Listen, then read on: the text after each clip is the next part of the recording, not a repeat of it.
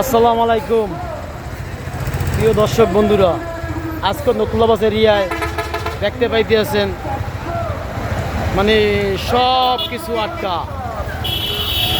মানে মানুষের দুর্ভোগের শেষ নাই। কারণ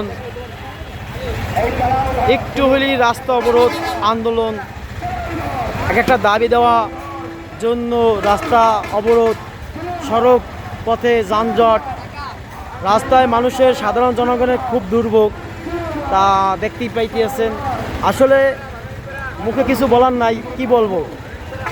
মানুষ এখন যে কি পর্যায়ে আছে এই দেখেন, দৌড়ে যাইতেছে, সাংবাদিক ভাইয়েরা সবাই আছে।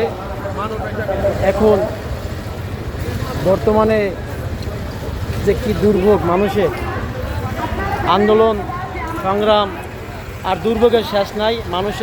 সাধারণ মানুষের অবস্থানটা খুবই খারাপ।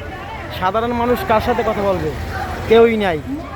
কারণ যে সরকারে আসুক সবাই তার আন্দোলন লইয়া, তার সংগ্রাম লইয়া, তার দাবি দেওয়া লইয়া ব্যস্ত থাকে। কিন্তু এই যে আন্দোলন, মেডিকেলের এই আন্দোলন সবার জন্য, কিন্তু সবার জন্য হইলেও এই কথাগুলা সরকারের কাছে পেশ করা যায় এবং যারা কর্মকর্তা যারা আছে তাদের কাছে পেশ করা যায়।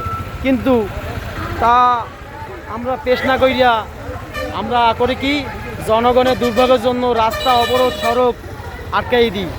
ঠিক আছে, এগুলোই আমরা করি। এছাড়া আমাকে কিছু করাতে হয় না। আমাকেও যদি কিছু হয় তাহলেই রাস্তা অবরোধ এটাই চলে। যাই হোক, আর বেশি কথা বললাম না। সবাই আমার কথা বুঝতে পারছেন। সবাইকে ধন্যবাদ আমার ভিডিওটি দেখার জন্য। আসসালামু আলাইকুম।